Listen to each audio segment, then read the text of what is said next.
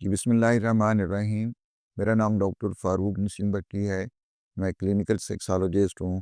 میں نے national medical college سے MBBS کیا، اس کے بعد میں نے سیکس تھراپی اینڈ کاؤنسلنگ میں ٹریننگ لی، اور میں ڈپلومیٹ امریکن بورڈ آف سیکسالوجی ہوں USA سے۔ 1999 سے میرے پاس یہ ڈگری ہے۔ ہانگ کانگ کے میری یونیورسٹی ہاسپٹل سے میری فیلوشپ ہے، اور ہانگ کانگ سے ہی میں نے سیکس تھراپی اینڈ کاؤنسلنگ میں ٹریننگ لی ہے۔ سرٹیفائڈ ٹریننگ ہے میرے پاس۔ 10 سے زیادہ انٹرنیشنل کانفرنسز جو پاکستان سے باہر ہوئیں، اس میں میرے 20 سے زیادہ ریسرچ پیپرز ہیں۔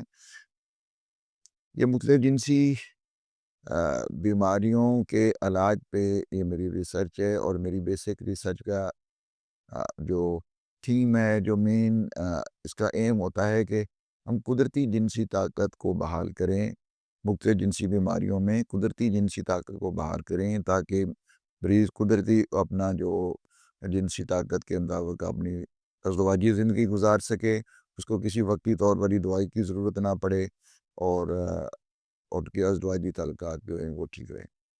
ڈاکٹر صاحب، آپ کے تجربے کے مطابق صورت انزال کے بنیادی نفسیاتی عوامل کون سے ہوتے ہیں؟ دیکھیے، اس طرح ہے کہ جیسے میں نے کہا کہ ہم نے یہ اسٹڈی میں پیشنٹ سے ہر ایک سے پوچھا کہ آپ کے خیال میں یہ آپ کی جو پری میچور ایجیکولیشن ہے، اس کی کاز کیا ہے؟ تو وہ اس میں جو میجورٹی آف دا پیشنٹس نے ماسٹربیشن کا نام دیا، کچھ کم تھے جنہوں نے ایکسٹرا میریٹل ریلیشنس کو کہا، اور یہی دو مین وجوہات ہیں جو پیشنٹ، اور اس کی باقی پھر دیر کی شادی، اور اس میں ایکسیسو ریسٹرین، اور جو ہے ان اسلامک وہ جو ہمارا سوشل سیٹ اپ ہے، اس کی وجہ سے یہ بہت ساری پھر پرابلم پیدا ہوتی۔ ڈاکٹر صاحب، مذہبی گناہ کا تصور اور جنسی معلومات کی کمی صورت انزال کا باعث بن سکتی ہے؟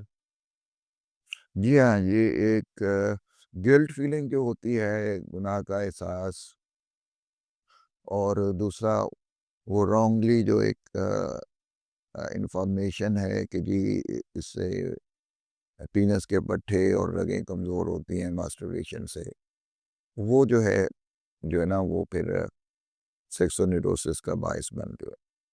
حالانکہ یہ جو سائنسفک انفارمیشن ہے ماسٹربیشن کے بارے میں، اگر ٹھیک طریقے سے کی جائے تو وہ نقصان دہ نہیں ہے۔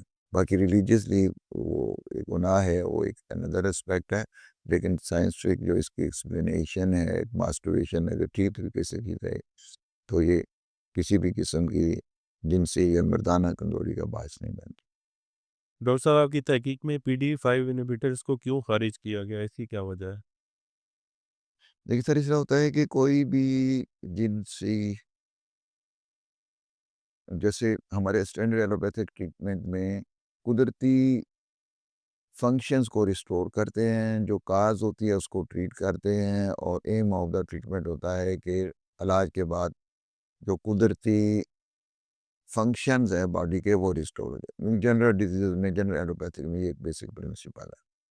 تو یہ وقتی طور والی دوائیاں جو ہے نا، اگر تو اس کے بغیر جو فنکشنز ہیں، سیکسول فنکشن، مردانہ طاقت بحال نہ ہو سکتی ہو تو پھر تو یہ دینی ہی پڑتی ہے۔ لیکن جن پیشنٹس میں ان کے بغیر قدرتی جنسی طاقت علاج سے، سیکس تھراپی سے بحال ہو جاتی ہے، ان میں ان کو بالکل استعمال نہیں کرنا چاہیے۔